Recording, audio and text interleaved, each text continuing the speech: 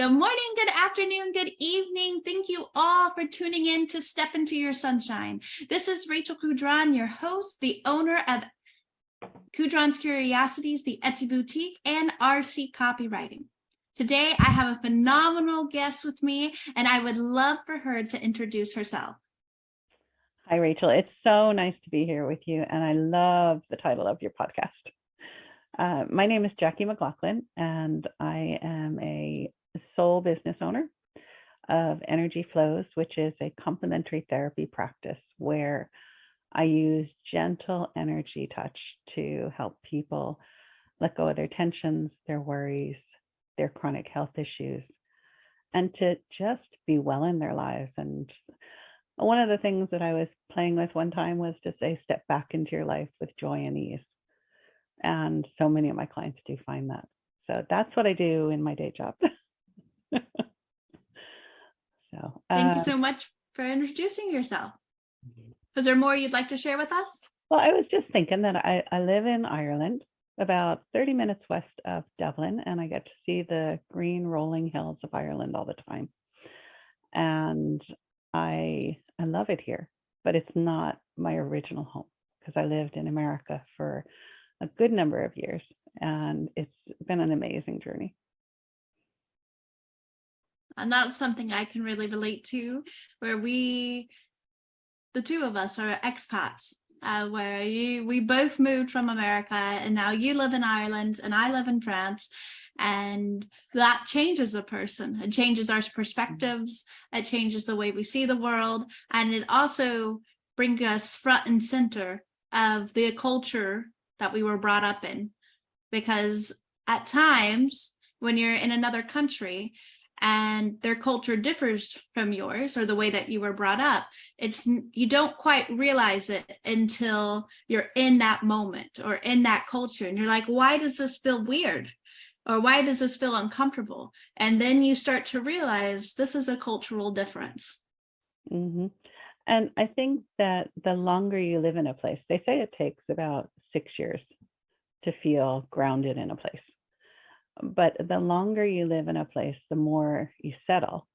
At the same time, I always expect some new, as I call them, Irishisms, because there's just different ways of saying things and viewing things. And on average, there's one a month. And I'm like, oh, okay, there it is. But as much as you said that culture is different, the thing that I've noticed most is that people are the same. We have certain habits and certain ways of being, and of course, speaking. But at the end of the day, we all have the same core values. And I mean, if we look at philosophy, those eternal truths like justice and beauty and love, we're all looking for those, whether we're speaking French, Gaelic, English, or any other language. That's very true. The more we think we're different, the more we realize we're the same. Yes, whatever we focus on grows, because if we focus on the differences, then we'll be more aware of those. And I was just back in America last week, and I thought things were going to be so different. And yes, the things on the shelves in the shops are different. The things in the restaurants are different, but the people are the same. Just a little bit louder than here in Ireland. That is definitely true. Yeah. Definitely true. And I had a friend when I first moved here. I happened to meet another American that their children went to the same school of my brother and sister-in-law children. And she had moved several years ago. So she has about probably 6 more years of experience than I do now. And we kind of talked through the transition because I've met her about a year into moving here. And at that time, I was extremely overwhelmed by lots of things, by having a daughter that had been born within the last year, by the system that I didn't understand, by the lack of ability to communicate, by the different cultural norms and way of being in life, and just how you approach different things. And I remember her very distinctly saying, for about the first year, generally it feels like, oh wow, when you move somewhere, everything is new and different and exciting and wonderful. And then year two and year three is that reflection time of, well, maybe I like this better from where I was from, or this just doesn't settle right for me, or there's all these questions like, can I really adjust to being here? Can I really live in this place and prosper? And just like you said, 6 years for somebody to adjust. For her, it was around 4 to 5 years, where year 4 and 5, it was sort of that acceptance where you realize there's good things about the US and the way they do things, and there's good things about France or Ireland and how they do things and how their approaches are and the way that they interact with people, or their values, their communities, what they emphasize. And for me now, I'm 4.5 years into my journey, and I would say that both of you guys are correct. Is the first 2 years I lived here was incredibly challenging, and I went through a lot of lows before I experienced any highs.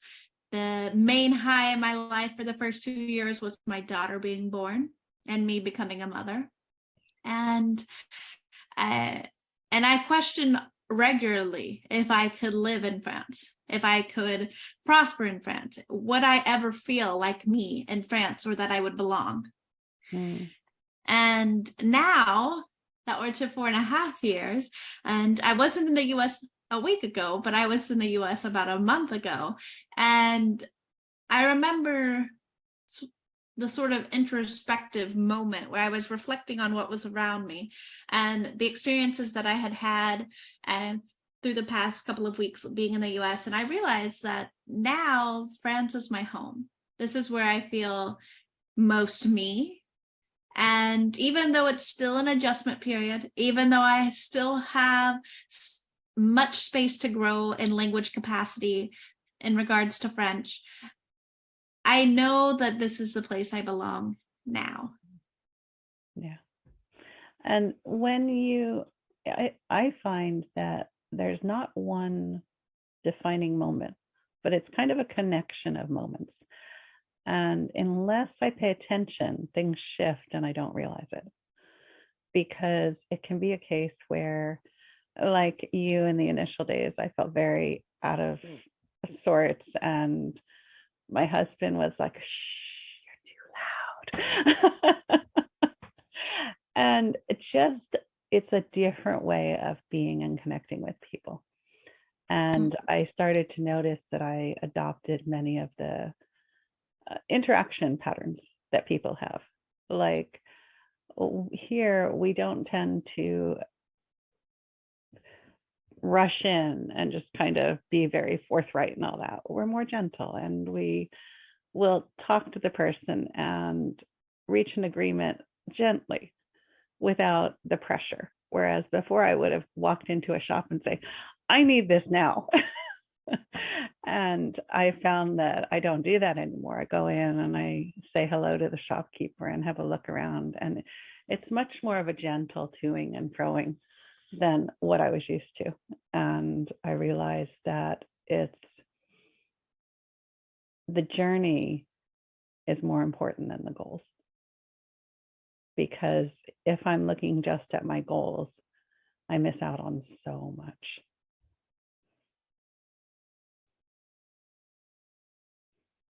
I love the quote that you just said, the journey is more important than the goal.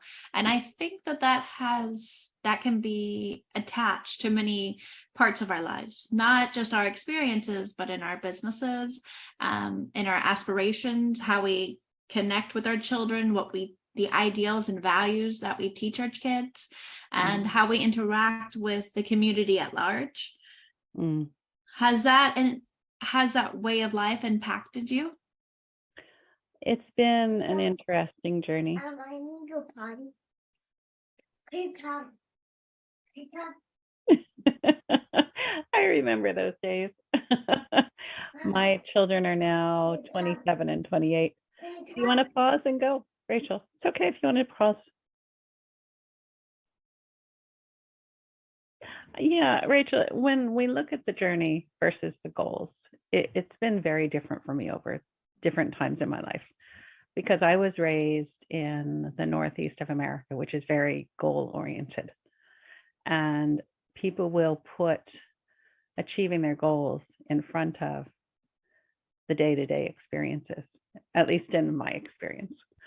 And what I found over time is it's much more important the connections that we're making and the choices that we make on a smaller level than to have these big goals. Now, the big goals are important sometimes, but I don't think that they should eclipse what you're doing and the connections you're making. I mean, I've done a lot of things in my life, working in different roles, getting advanced degrees, moving country, raising children. And when it all comes down to it, even if you tick a box, I found it very interesting that when I was awarded my doctorate, there was a huge denouement. And a lot of times, I've talked to a lot of people about this, and it's very common because you're working so hard towards the goal that you lose sight of who you are really and what's important and where you're going. So my doctorate thesis sits on the shelf and I don't use it directly. So it's been a real experience. And I remember when I started my business, I got my business cards, I registered the business. This is a huge goal, it's to be celebrated.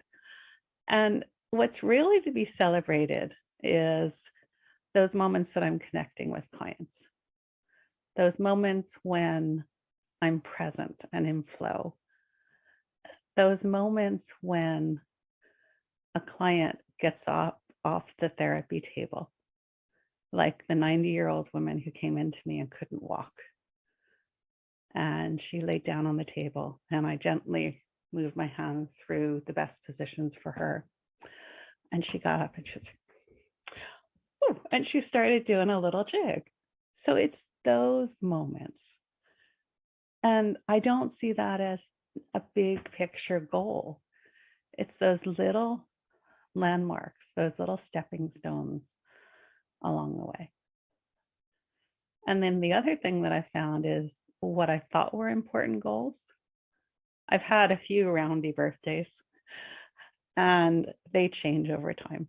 And I see that there's a lot more phases in our lives than I would ever imagined. So it's very different. Yeah. I appreciate you sharing those with us. When you were talking about those little moments, those in between times, and not the hard focus on the goal, it actually evoked a memory in me. And it was when it was the first time I went back to the US after I had moved to France. And I was walking around, I believe it was Target, and I saw journals. And it was like, wake up and slay, and, the 5:30 club, and that whole mentality that it's more about the goals. It's more about working hard. Many times I have experienced that if you're not working to a point of almost being sick in the US, then you're not working enough. It comes from the mentality that the American dream, that if you work hard enough, you can achieve anything that you want. So people feel that if you're not achieving what you want or what they want for you, then you must not be working hard enough. And those are from my experiences. And I was also at the time reflecting about my experience here in France. When I moved, one of the more prominent things was the time that you took to eat, that it was a communicative effort. It was designed to be slow and methodical and reflective and conversational. And all of my time in the US, I waited tables, gone out to eat several times with my family, and it's kind of like move, move, move. You know, we need to get the next person in so we can get the tips, and it's just constantly like go, go, go, go, go, go, go. And when I go out to eat now in France is you go out to eat at 7, and even if it's just me, my daughter, and my husband, there's not a single chance that will be done before 8:15 or 8:30. Mhm. And it's just slower. It's more methodical. People want to have the little drink or a little snack beforehand. You talk and chat about it, and then slowly they bring you the dessert menu, and then it's like, do you want coffee and tea and all of the things? And that was very eye-opening to me, and forced me to stop in my tracks, because I was like, okay, come on, hoppity hop, let's go. And and they're like, no, no, no, no, no, this isn't gonna work here. And even at family events with my husband's family, everything is just as it comes and as it flows. Like, we go over for lunch, I'm thinking, okay, at the beginning, I won't feed Eleanor because we're going to be eating there. We arrive at 11:45. Well, first is to say hi to all the family. And then it's to have the drink and the little peanuts and chips and snacks and all of that. And then once we're ready, then we go eat. It might have been an hour and a half or 2 hours after we've actually arrived. Then the whole eating process, very slow, methodical, chatting away. And it might be 4:00, 4:30 by the time that you have completed a lunch meal with a large party.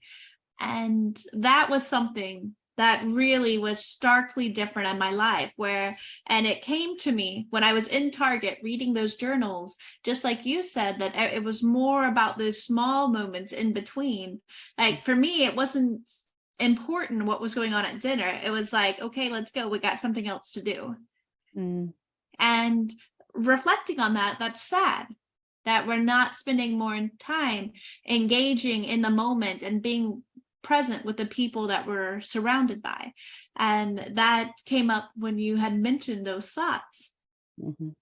And it's very much a matter of being present and being aware, because I think, well, in my experience, when we're not present and we're not aware, then that's where we can get in huge amounts of trouble, because I was pursuing goals and pushing, and I was tired and I was getting sore and I was getting burned out.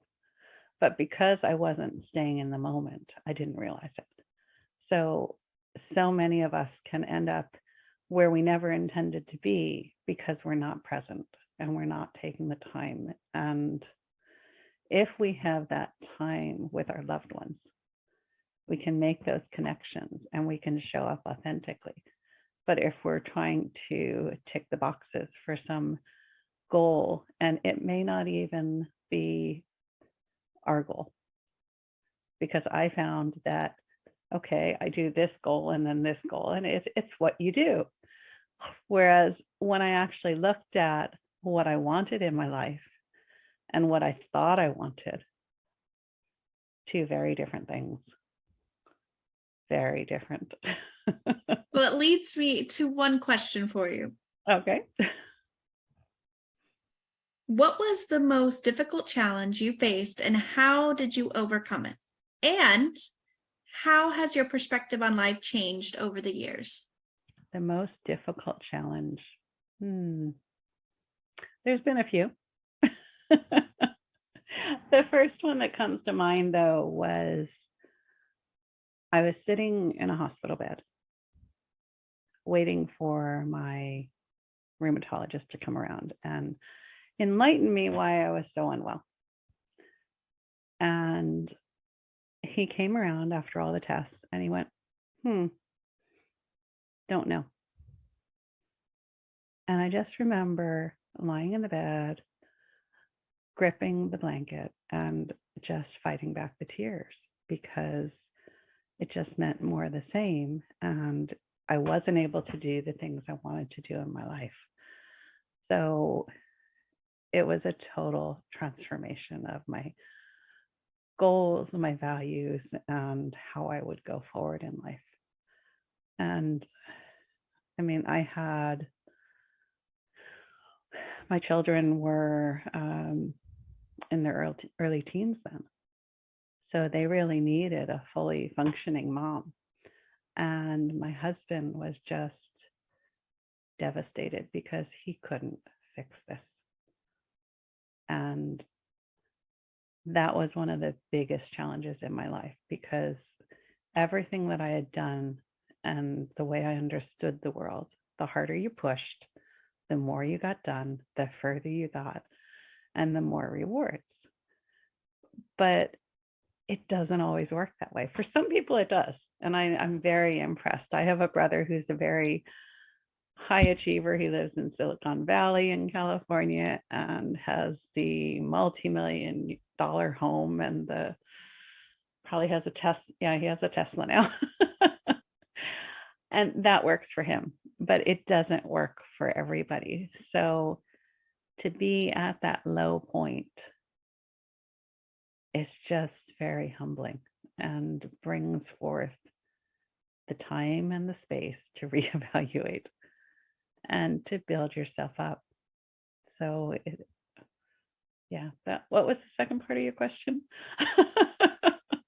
I'll repeat it in just a second. I have another thought about what you just said. Is it evokes a current memory in me that I have been dealing with for the past few months with my mom being sick, is that when the doctor tells you, I don't know, I have heard that countless times over the last 4 months. And my mom has had series after series of very rare, unheard of cases. And they keep telling us, oh, that's really rare, it won't happen. And then something happens, and then they don't know. And it is so hard to keep hearing, I don't know. I don't know. And the most recent one was this last week, between the last 2 weeks, is that my mom went to an unresponsive state. And for 11 days, she was unresponsive. And the doctor just kept saying, I don't know, we need to give it time. I don't know, we need to give it time. And I could feel the emotions that you were evoking. It was like, it's just devastating. And it's sort of a moment where my mom was not able to hear, I don't know, let's give it time. But for the family, it was a moment. What do we decide? Do we decide to say, okay, and sit back and let things happen and give it time? Or do we make that decision to go out and make a change and choose to do more so that we can potentially impact the situation? And after 5 months of all of this and many hospitalizations and many different diseases, many different surgeries, you come to an end that, like, as a family member, you just want it to be over. And not her passing away, but you want it to be over where she can come home and be healed. And that I don't know feels like a shot in the heart every single time. And fortunately, my sister, who refuses to take I don't know for an answer and demands that there is an answer for everything, that she researched endlessly on what had happened the day that she went under, the day she became non-responsive. She discovered that she had been given a different antibiotic. Then she researched the antibiotic and she found out the side effects of the antibiotic, which was induced neurotoxicity from the antibiotic. And then she shared it with the family. We made a collective decision, the people that were involved, when she told them to stop the antibiotic. And now it's been about 36 to 40 hours. And my mom is responsive today. Wonderful. And it's incredible. But it also came from when you said you were at sort of your lowest, or you had to decide what you were going to do when they kept saying, I don't know. yet you were in this place. I am presuming that you made the choice to take that into your own hands and decide what you were going to do about it. And so just often, like my sister did, and she was determined to find an answer. And I would love to know more about your story, about how you took hold of the reins of your life and switched things around. Well, I became much more open-minded then. Because after going through a battery of tests with a lot of doctors who would say, oh, this won't happen anymore, like the ENT who said, you won't get recurrent vertigo. It won't come back again and again. And it did for 3 years. And I just started looking at other ways of approaching health. And I tried lots of complementary therapists. And I went to Reiki, counseling, craniosacral, massage, the list goes on and on. And then I went to one lady who, she did this really strange sounding thing that I couldn't pronounce. And I said, I want to learn about Jin Shin Jitsu. And I wanted her to tell me all about it on the phone. And she's like, come for a session. And like, come for a session. And I did. And I think that we all have ways of reactivating our innate healing capacity. And it's different for everybody. Now, for me and for a lot of my clients, this is a really good fit because what it does is reactivate the normal energetic pathways in your body. Traditional Chinese medicine with acupuncture and with reflexology holds that there's certain energetic pathways in your body that have different functions and supports for you. Very much like that, this modality does. And what I really liked about it was that she didn't make any promises, but she told me stories. She told me, I'd had this client who came to see me with a heart issue and he's fine now. Or I had this mother who came in with her daughter who had severe allergy problems. So there was the repeated hope that things could be different, but there were no promises that this will do exactly what you need. So I don't think it was that I didn't do things very much differently than I was doing at that time because I was already taking time off, resting, recovering, eating properly.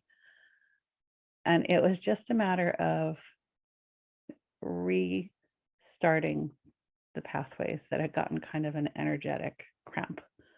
Kind of like when you go for a walk, or some people go for runs, and you get a cramp in your leg. And once you relax and ease that out, you can go on your way. So like that, we have that in our energies. But this poor woman, Rachel, she's a saint because from the very start, the first session, I would say to her, well, why are you doing that? What does this do? How does, and total insatiable curiosity because I was fascinated that by her gently resting her hands on my shoulder and my hip, things could change.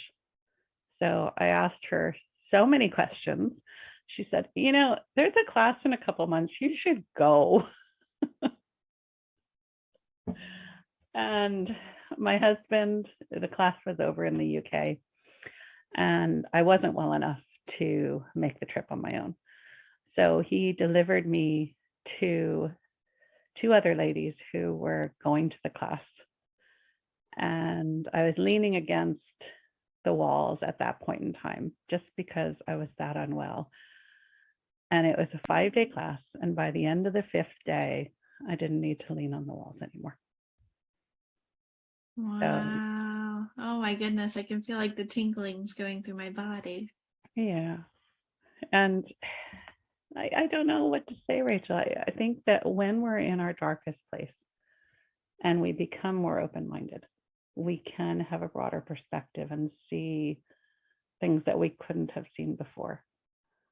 If somebody said to me back when I was an environmental scientist and geographer that I would be, actually, it did happen. I was working on my research degree and I was struggling. And I went to this strange man in the next town over, and he was a healer. And I said to him, well, why can't I finish this? Because it was dragging on. And he said, it's not your life's work. And I laughed. And I said, well, what is my life work? And he said, you're a healer. And Oh, I wow. thought he was insane. Oh, yeah. So we don't know, and it depends on how open we are to something at a given time. Because somebody can say something to you when you're in one place and it doesn't resonate. And then the universe will knock again, a little bit louder probably, and say it again. And until, well, I normally get hit by the 2x4 because I'm stubborn and I don't pay attention. I know that feeling. Yeah. But it is a case where I always hold that the most challenging things and even our days always have silver linings, because it can seem horrible, but there's always something good in it. I mean, if you even think about the whole pandemic, there were silver linings in it. I mean, if I thought that I would be sitting talking to you over in France, well, I'm sitting in Ireland, that would not have happened pre-pandemic, more than likely. So there are silver linings. Yes. Yeah. And that's when you told me about the experience, I got goosebumps all over my arms and my hair sticking up, and I think that idea that, you know, sometimes people say things to you and you're just like, no, never. And it's so far outside of your comfort zone, so far outside of what you know your life to be like. And I'm sure that our listeners have had those experiences too, where people tell you about something, or it's something they're like, no, you give off this vibe, or that you're powerful, or that you're going to be a healer, or you should be a speaker, or those types of things. And you're just like, that is not me. And then, like you said, the universe comes and knocks on your door a bit harder, or you get hit with the 2x4. And I just love that. And for years now, I have been told that I should start a podcast, and that people would want to listen to me, want to hear me, that I had a soothing voice, that people wanted to tune in. And I just thought, that's never going to be me. So And here we are, guys. I am quite literally stepping into my sunshine and sharing my light with the world and sharing the light of others. And I am so grateful, Jackie, that you have shared your light, your knowledge with us. And I would like to ask you just one last question before we go. Oh, is this the tough one? So, what advice would you give to someone who is trying to find their path in life? Well, first of all, don't assume it's going to be this nice, neat line, like a freeway line. It's probably going to be a little bit more toing and froing, and like the Irish country roads where you go back and forth. And if you went as the crow flies, you'd be there in 5 minutes, but it's a lot longer. So that's one thing. I actually have 4 points because I was thinking about this earlier. And the other thing is to sit quietly with yourself. And sometimes people will sit quietly, and that works for them if they're meditating.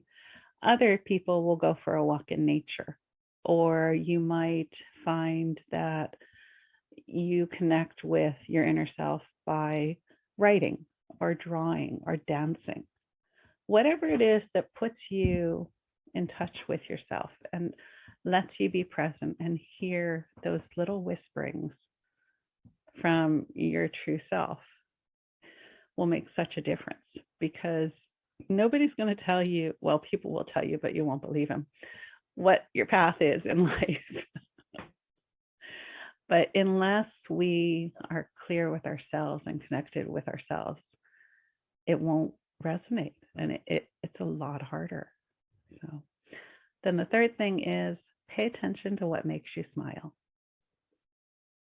Because I have a case where if I'm coming away from an experience and I find myself singing in the car, I'm like, oh, I really like that. That really resonates with me. Why does it resonate with me? And it's when we're present and in flow that we get that outpouring of joy and music and smiles. So, and then the last thing, ask for help. And when the help is offered, say thank you and graciously take it. How many times have each of us had somebody say, don't be stuck, or I can help you, or what do you need? And often I don't take people up on that. So those would be my 4 things. I think all of that is brilliant advice. And I think the idea that our destiny in life, our path, the way that things are going to go is not straight, not congruent, is very important for people to realize that, especially if you're going through the normal chum of life. And what I mean by that is that you've gone through school. Many people choose to go to university or to college, and then you think, okay, I have my degree and I'm going to go and conquer the world and conquer that career. And then you get a few years in and you're like, well, I'm not quite so sure that this is my path for the next 30, 40 years. And it's okay to understand that things, as you say, go with the countryside. They go to and fro and to and fro, and you have all of the squiggles in between. And then the next thing that you said about sitting quietly, you might be surprised to hear that when I ask people this question, this is normally said. That to sit quietly and get in touch with yourself. And I find that this is more prevalent for entrepreneurs because they have spent more time with themselves, sorting out, what do I want to do and why do I want to do it? And if they've been in the game long enough, if they've been in the game for more than 5 years, it really has to give them passion, because they're going to come up against lots of challenges, lots of hurdles, lots of setbacks, lots of problems. And they're also going to experience immense highs. They're going to be very proud of themselves. They're going to look back on their journey and think, oh my goodness, I've made it this far. And I find that that advice is more prevalent among entrepreneurs for that reason, because they've had those experiences. Because generally speaking, if you're an entrepreneur, you're doing something that you love or that lights you up or makes you smile. Because if you weren't, then after 3 or 5 years, your business is no longer, because you don't feel passionate about it. You're burnt out. You've lost your will to carry on, because you're just like, what is the point? And then you come back to yourself and you ask yourself again. You come back, I still want to be an entrepreneur. I love to work for myself. I want to go down this path. So you come back to yourself, you quiet yourself, and you think, where's my life telling me to go? And I love the little notion about little whisperings, because it's like your mind and your body is telling you which path you should go down. You just have to listen. Yeah. And do you think, Rachel, that entrepreneurs are more likely to prioritize those inner voices because we're setting our own agendas? No one's telling us what to do. No one's giving us a job description that you can turn off at 5 o'clock. so if we're not connecting and not being aware, it's just chaos. Whereas if you're working for someone, it's their dream and their priorities. So very different. I think I'm inclined to agree, because for me, my experiences being an entrepreneur since 2017 has shown me that has gotten me more in touch with my intuition. What do I really want? What, when we talk about goals, like, what do I see my future like? Like, how do I want my daughter to see me? How do I want her to interact with me? What do I want my life to be like? And for me to ask those questions requires me to be quiet and to listen to the little whisperings, and for me to say, okay, this is where I want to go. And you're right, nobody's telling me or directing me or saying this is your goal for this week. I have to create all of that myself, and all the entrepreneurs that are listening and yourself have to create those goals, that pathway for ourselves. Nobody else is doing it for us. Nobody's telling us how and why and where and if and when things should be done. We're creating all of that ourselves, and it has to be in tuned with ourselves and our lifestyle and where we want our life to go. And so for me, I would be inclined to believe that. Yeah. And do you think, or I've found over the years that my path has changed as a business owner, because we get new circumstances, we change, the world changes, we develop a better understanding of our clients. And I would never have seen myself as doing recorded talks that are on YouTube. Not in a million years. I mean, I did a video challenge with someone who I came to work with as a business coach. And I did my videos at 10 o'clock at night. It was dark. Nobody was watching. And then things evolved and things changed. And if we're not open to reevaluating where we want to go, we can miss out. So I think that's very true. Yeah. I don't want people to think, okay, I have my business plan and this is what I need to do for the next 10 years. Well, it's going back to those Irish country roads that, that is our direction for now. And it's okay to switch back to another direction or to another pathway or to another goal or to another interest. And for me, that shows up very prominently in both of my businesses that couldn't be more different. And for me, they're very similar, but to other people, they're very opposing. And so for one part of my business, the Kudron's Curiosities is focused on jewelry. It's focused on hand painted items. And I've done it for 6 years. Thank you. Really nice. And then last April, I launched my copywriting business, which has everything in the world to do with words and marketing and understanding why and how people decide to buy. And people see that as opposing businesses. Yet for me, they tap into different parts of my creativity. I love to write. I love to speak. I love to connect with people. I love to tell people stories. Yet I also find my mind very quiet and very intuitive and more in touch with myself when I'm painting. And so for me, they all flow together, but they're very different. And the marketing and the people that I interact with are very different. And I think that that's okay. It's okay to have your hands in multiple buckets that may not make sense to other people on the outside, but they make sense to you. And that's how we manage down those country Irish roads. And hopefully the roads are a little bit wider than some of the roads here. Yes. And the last one that you mentioned, asking for help, I think this is quintessentially one of the most important things that people can do, is when they find themselves in difficult situations, whether that be mentally, physically, in your business, out in your marriage, with your children, is asking for help from somebody who's more experienced. Mm-hmm.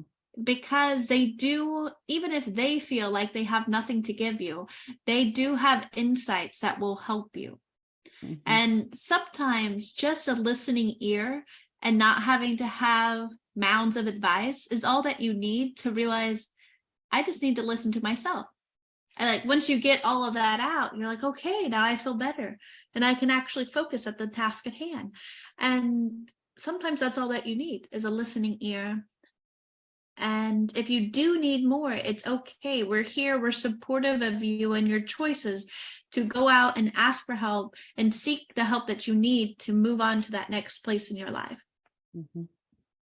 And someone once told me, actually not too long ago, that when you don't accept a gift graciously, or when you don't accept help from someone, you're actually depriving them of value that they can give, and you're saying that you don't value what they're offering. So it's a two-way street where I might feel bad about asking somebody for help, but really, if someone asks me for help, I'm more than happy to do it. So to flip it around from bothering somebody to actually making that connection with somebody, it's a good thing. I think that's a beautiful place for us to end today. A great place for people to think about that, giving and receiving, asking and receiving is a two-way street. They both are a two-way street. And for us to think about that and toil with that. And in the comments, tell me, what do you guys think about today, about the things that we discussed, where really connection was the emphasis of our talk and how that led us throughout our life? Yeah, this has been amazing, Rachel. Definitely a bit of sunshine. Yes, stepping into your sunshine, owning your power and your light, Jackie. I thank you so much for being here and sharing your story and your experiences with me and all of our listeners. Thank you so much, Rachel. Blessings. The next episode will air on the first week of August. I can't wait to see you guys there. Every Monday and Thursday, all of the weeks of the year. It's at 8 p.m. UTC time, 7 p.m. UK time, and 1 p.m. US Central Standard Time. Step into your sunshine is coming to you. I hope you all have a wonderful evening. I can't wait to talk to you soon.